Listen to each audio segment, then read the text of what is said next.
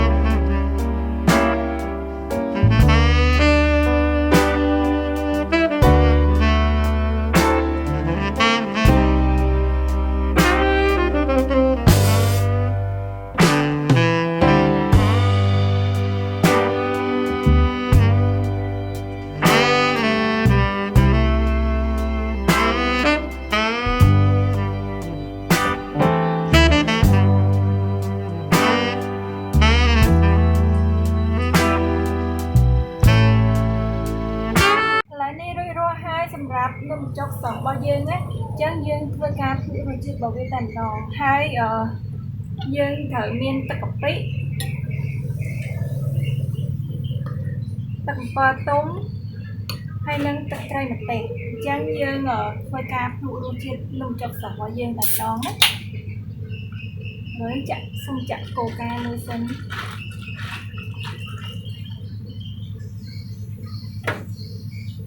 tọt máu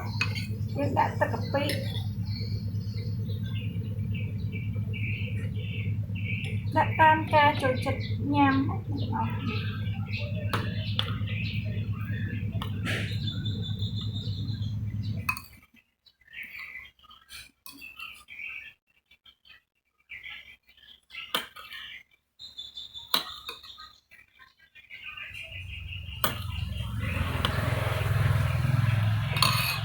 Hôm nay đã tập thầy đây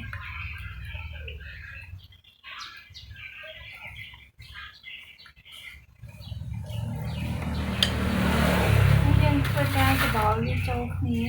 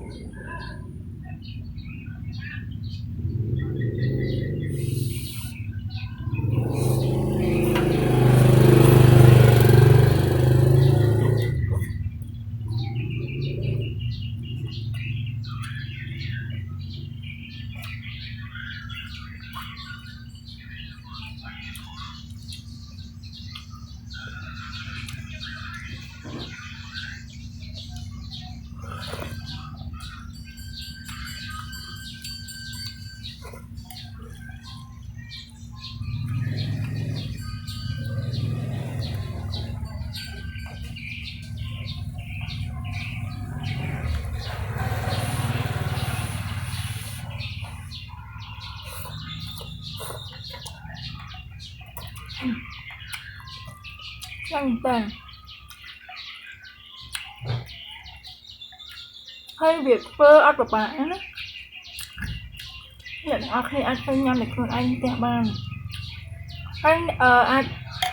time kia hạt thấy chiên nữa hay chứ còn trường ngon time tiết rất là chán á